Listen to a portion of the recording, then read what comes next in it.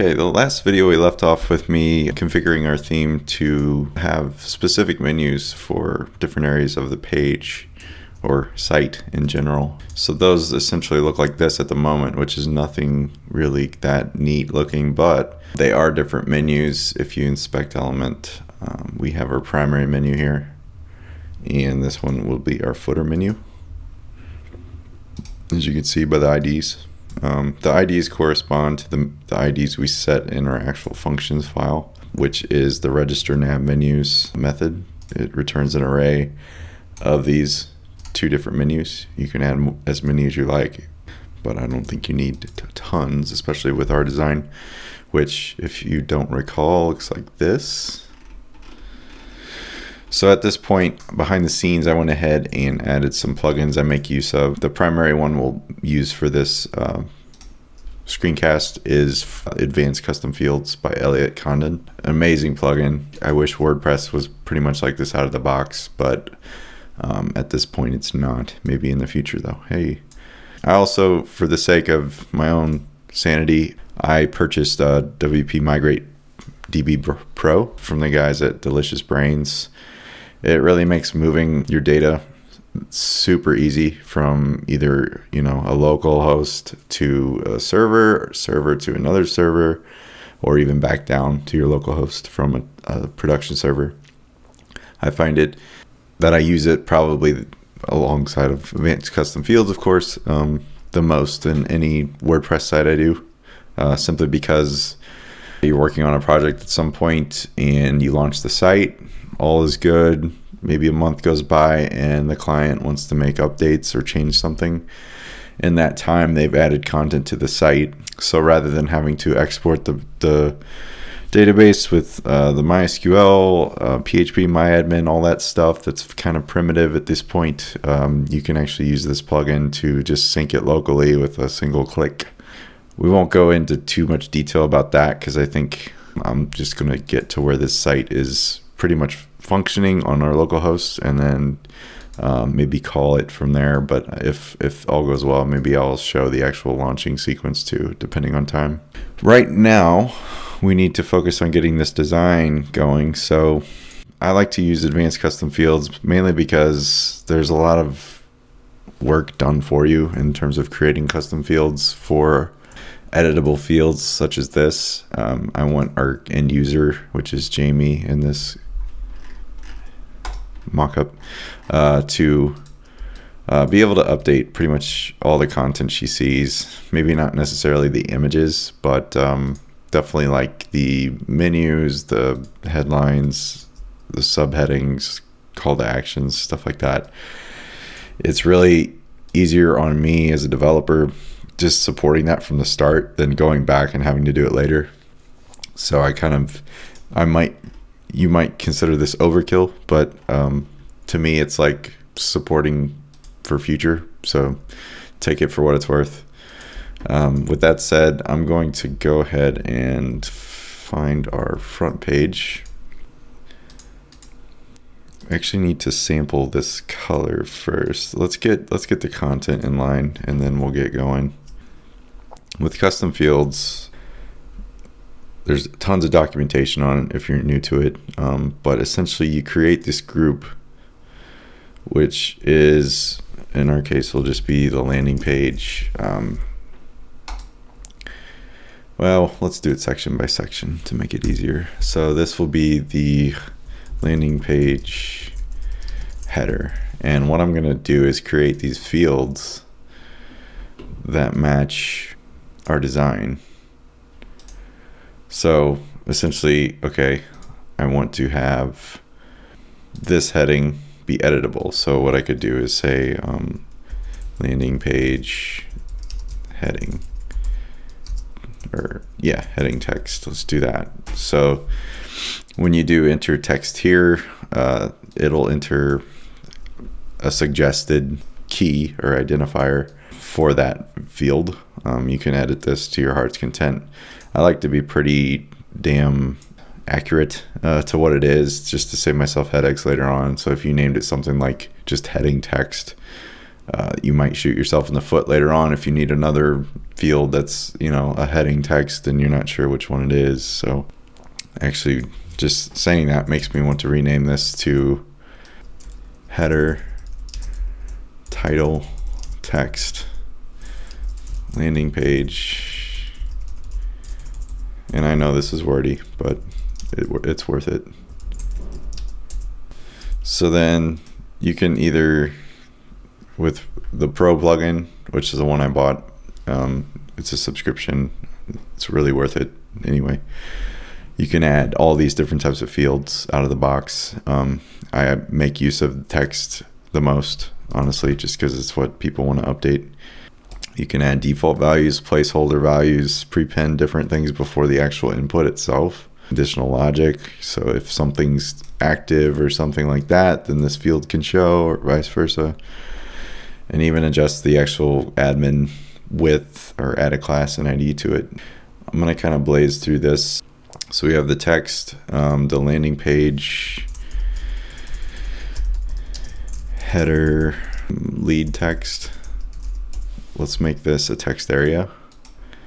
We can make this like 4 rows. Rows meaning how high like one of these are a text area. Since I only need maybe a sentence or 2 up there, according to our design. Again, it's placeholder. It could be a lot more, but I'm going to just put 4 rows for now. I like to use no formatting because WordPress is like terrible about if you do a soft return or a return in general, it'll add a paragraph tag, and I hate that. So I pretty much always put no formatting on this text area option. We'll add one more.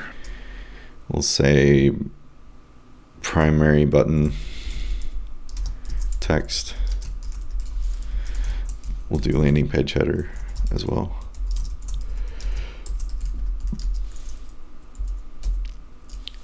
And you'll see what I do in a second that makes this not so long.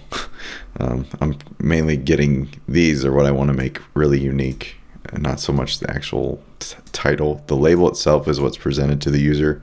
This is behind the scenes, me querying the database to find that data. So I like to use something really unique, just so it's easy to get the point across. Let's do landing header secondary button. So right now we're just doing the text. We actually need to add text to that and this. And these are going to link to sections on the page. So I'm going to actually just do pretty much copy this, but make it link. And in theory, if it were a page or something, it's going to do this. We could link to we can use a drop down selector to actually find the page within our admin, but I'm going to just do a text field for now, because I'll probably enter a hash, which is when you enter a hash, you can link to a specific point on a page as opposed to another page itself. So like I said, if it were a page link, you get like a drop down like this and link to a specific page, but we don't necessarily need that in this design. And then let's duplicate this one, but I'm going to call it secondary.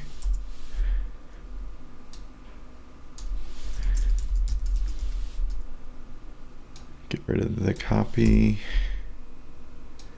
Secondary. Okay, I'm going to move this up so it's closer to that. And if you're new to this, never fear. It becomes very easy to use later on if you're in the WordPress land a lot and you make use of this plugin. For Jamie's sake, or whoever will be using this, I'm going to make these titles a bit less long. Like I said, as long as these are unique, this can be anything. So this is what's presented to the user. The other part's just something behind the scenes I need to make use of. And secondary button link. Cool.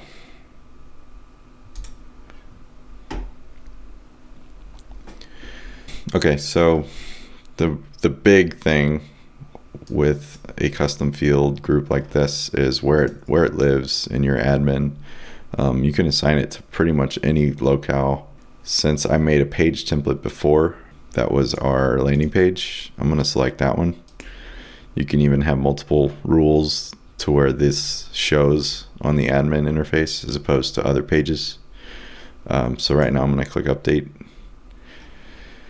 And again, all this is in the documentation. There's even really awesome videos on advancedcustomfields.com to show you what to do if I didn't grasp what it really is doing enough. So at this point it's saved. To find it, we need to go to our front page or our home page, and you'll notice all these fields are present. That's what we just created. So it's nothing too flashy, but it's cool that it's there, and it's not the typical editor you find in, say, the contact page. This one's a WordPress default. So what I did to get rid of that actually is in our field group here, you can toggle visibility of all those things down here. So you can get rid of some clutter for your users. Before we go forward though, I'm going to make a general update. Actually under reading, WordPress has a built-in feature that lets you use a static front page. I'm going to choose home and just leave the post page blank for now. And then back in our pages, that should show the front page flag on our home page. That's just for basically later on, if Jamie wanted to add a blog or something to the site, we can do that. So now we're back on our template page. Nothing's showing yet because we still have to actually add those fields to our theme. To do that, I'm going to open a new window, go to those fields again, and pull this to the right. I have actually, instead of doing this in our main front page, I'm gonna make a partial, which if you follow along this far, there was a video explaining what this method does. It's essentially a call to get a new file and include it in the page to kind of keep your project not so hard to deal with, I guess. I don't know. And actually, at this point, we need to use our actual header. So since the front page is going to be pretty unique, I'm going to make a unique header. Doing that means you basically, with WordPress, again, it's smart in terms of naming conventions. If you make a new file, call it header, landing, or whatever you want to call it, and then I'll just copy over what's in our header for now into that. And on our front page, notice the get header PHP function. In here, I'm going to put in quotes landing. So, oops, I didn't mean to close that. Front page landing. So essentially, it traverses our theme and looks for the file that's a header landing with the landing suffix. Again, naming conventions here. So anything you want to pass as like a custom footer or a header, you just put footer or header and dash whatever. The same is true for content on these files. Notice the content dash whatever. That's unique to WordPress, something worth noting. The reason I do this is because if I go to a different page, say I want to go to, I don't know, a contact page like in our footer, I don't want to display this giant blue header on that page. I don't think I do. I'd probably want something more simple and easy to load and stuff like that on that page. So we'll keep our traditional WordPress header pretty basic, which is the navigation and logo.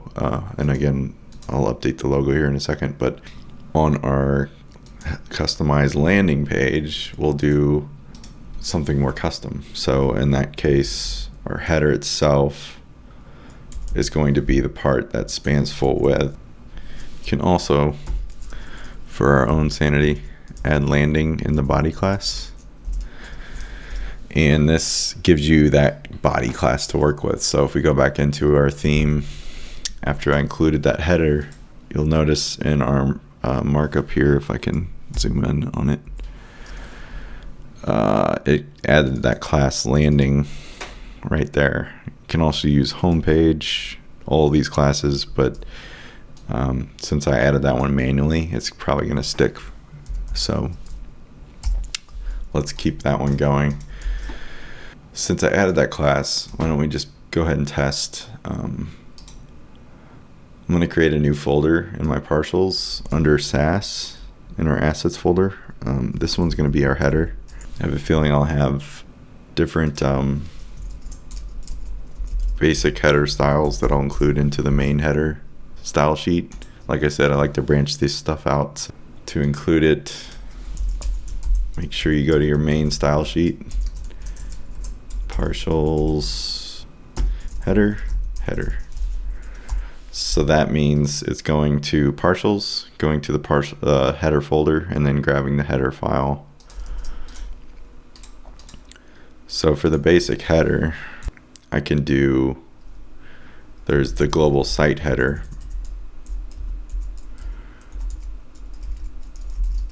which I'll leave like that. So that's our global one. But since we're on the landing page and want to, be able to scale this later on, let's create a landing folder. We'll include this the same way. I'll do a landing file.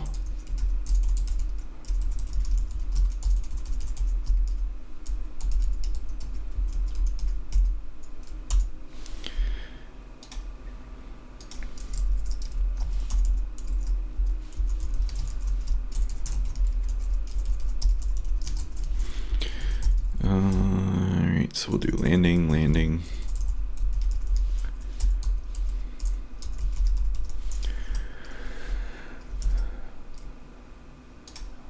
It looks like I have an error. Partials, landing page. Okay, it doesn't like the comment in there, so I better fix that. I think it needs to be this type of comment.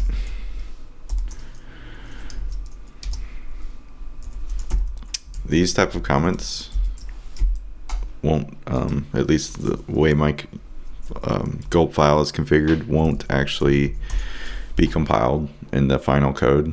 So like I said before, if you throw an exclamation point in front of it, it will. So it's something to always, or a nice gotcha sometimes. We're back up. We have our landing page. I'm going to do a header file inside of this, and you'll see what I'm getting at in a second. I'm going to import header to this. You don't need the underscore on imports, by the way, or the prefix or suffix of the file name. SAS is smart to know that. And then, so back in our header page, since we're working on landing, I'm going to go ahead and add that class I added to the main root of this file. And then only on this page, which is this, we can do specific header styles. So if you transcend the site header on this file, we can make it that background, which I better pull up my design.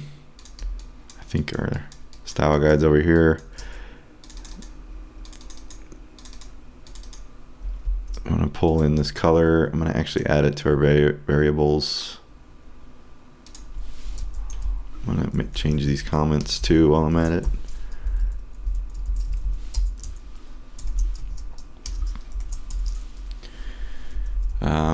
We'll put color at the top. Seem to use it a lot. We'll do primary, since we named our button here to primary. Cool. And then actually we'll do primary hover color and grab this color. Did not mean to do that. It is this code, and then secondary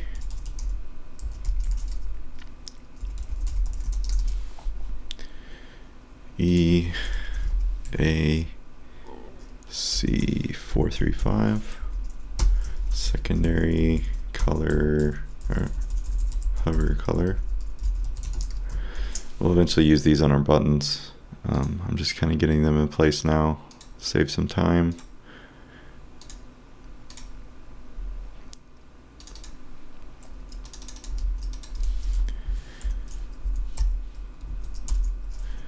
Utility, if we use it, I don't know.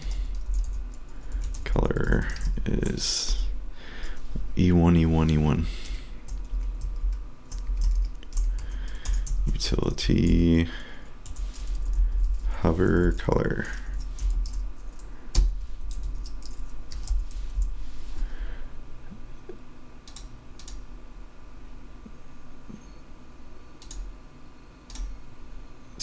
CF.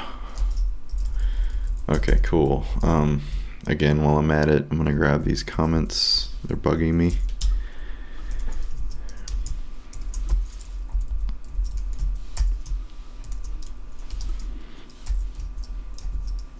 I don't think it matters a whole great deal, but consistency is key, right?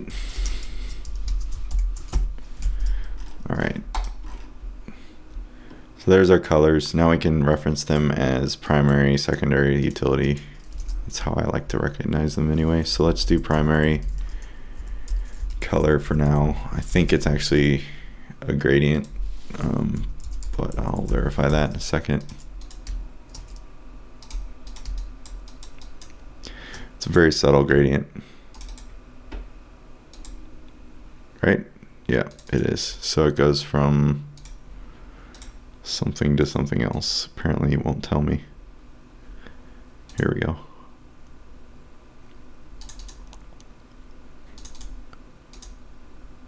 Let's grab these colors. Actually, I want to add this and make it legit. For notes, it goes from that to this. You'll see what I'm doing here in a second. And rather than typing all this out, there is a cool tool, CSS3 gradient generator. Some people say this thing's crap, but I don't know, it works for me, so whatevs. 00BFFF is the first color, and our second one is 0A6AC4. And then I think we want like a diagonal, that width to be bigger. Apparently you can't do that. Okay, 100. That's a little too bright for my taste.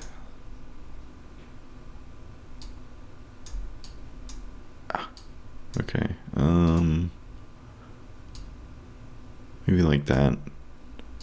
And then in our design, I think it's going Yeah, from light to dark, because the light is supposed to kind of reflect the logo a bit. Let's go with that. I'm gonna get rid of the comments. And for this, I'm gonna use traditional CSS. I'll probably do RGB, or should I do hex? I'll do hex. And we'll copy that. Could very well easily made a mix in for this, but I didn't really want to. So I plan on using tons of gradients, but we'll see. I might have to. In fact, hell, I'll just do it, because I think I use it somewhere down the line. Maybe there again, but reversed. That's kind of doesn't make sense. We'll just keep it for now. In the end, it gets compiled to that anyway. Okay, so there's our gradient. Look how nice it looks. There is something pushing down the body. Is it this thing? I'm gonna log out.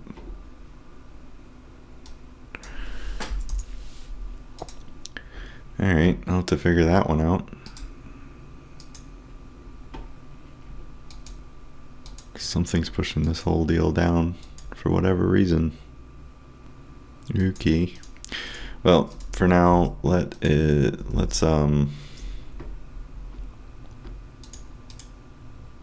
grab our logo.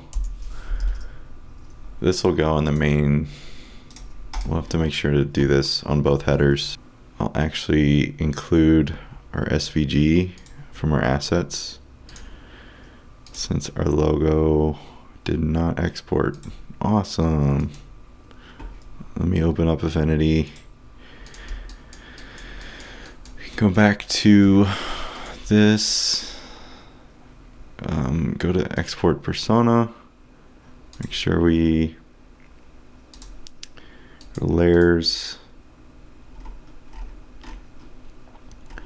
Let's find our logo. There it is. How do I create a slice? Create slice. Okay. Cool. Then on our slices, let's just export that. SVG for web. Export.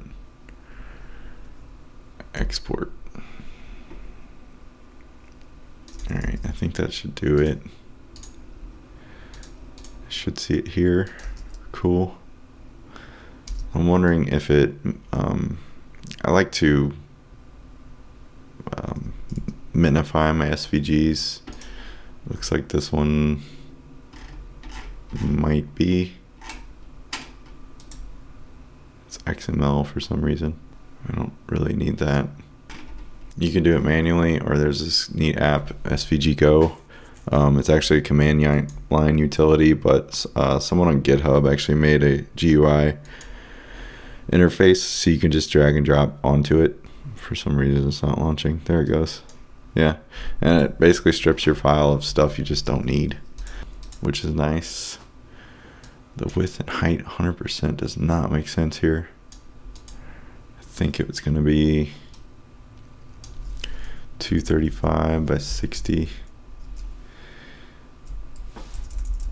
I might have just messed that up, but we'll see. We're probably going to style this ourselves. I'm going to remove this style. If you're new to SVG, it looks more complicated than it is, so never fear. I might create a new file or new folder in our assets directory and call it SVG. Since these files can get pretty dang long, I don't like to include them directly in my header. Rather than that, I make some PHP files and gonna include it that way. So this one will be header PHP. I'll throw this code back in here. I'm gonna give it an ID just to have it easier to target.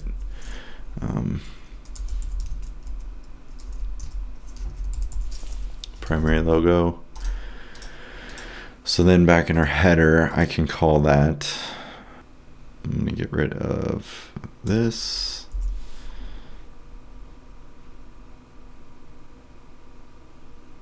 I'm actually just going to get rid of this. I don't care.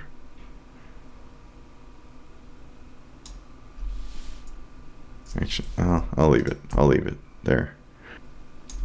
It's an if statement basically saying if it's the home page or our home page in general, it's going to call this function and return a h1, which is like the site root for SEO. That's kind of a thing you need to have.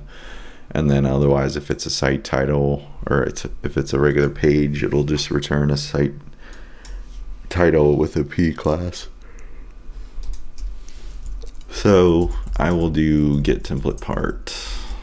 Or no, we need the style sheet directory URI, which is, I can never remember it, so I created a snippet. Template directory, actually, we need this. So you get this call to PHP, and it's almost already set up. That's kind of handy. So if we do SVG logo header, we'll include that there. I'm going to get rid of the A tag. Or wait, yeah, there's already one there. We'll do the same here.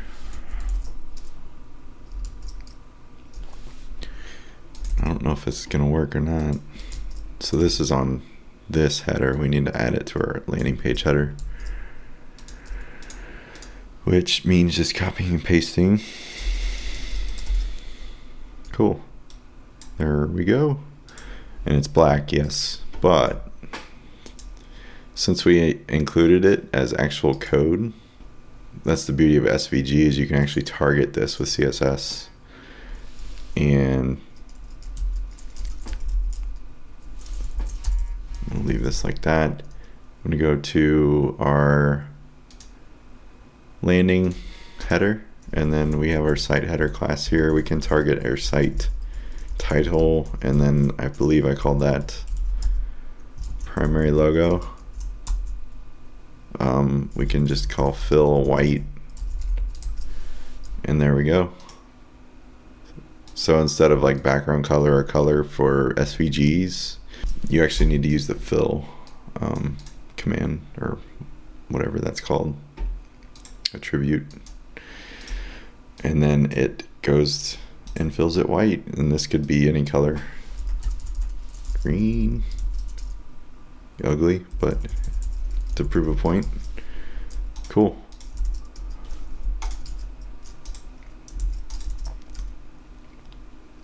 All right, let me get our grid kind of in order on this particular header.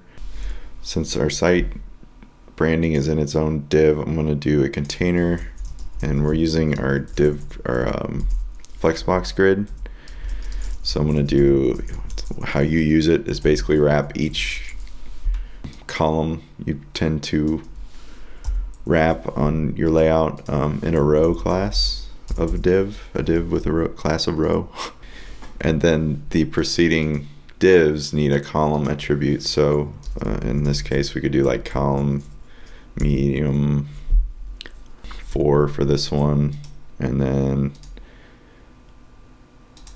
instead of adding extra divs, I'm just going to make use of what's here. So column medium 8. So you're ending up making a 12 column grid. So this should float everything. And then for this particular navigation, we can actually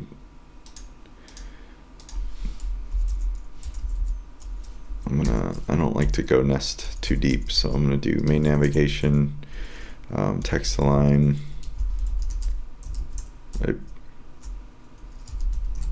right, and then we'll actually target our list, which is called primary menu, I'm guessing. Yep.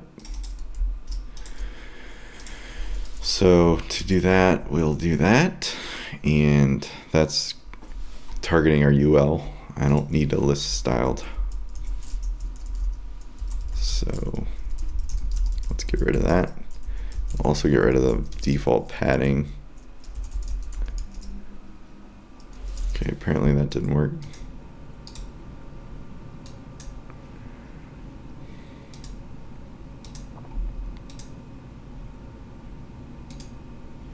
It's because this is an ID. We could just do, let's just do menu. There we go. And then our menu item, which is the LI inside this, oops, right here. Each one has a menu item. Let's do display inline block. Cool. And then let's give a bit of margin. Since we're text line right, we'll do left. Like, remember I created those variables, so I'll just do offset. For all of our A tags, I'm gonna make these white. Cool. I'm getting there. I might push this. It looks to have some margin on it by default. I'm gonna go ahead and add I don't like to do margin top too much because that shit can collapse and it's not fun. So I'm gonna do it this way, kind of toy with it. I think this needs to be a little bit bigger. We'll do 20. Cool. And then since that last A tag has a class of button primary, we can go ahead and create that. I'll probably do that in a global scope so I can target any button with that class as opposed to just there. I'll do that in the next video though, so we'll stop there for now.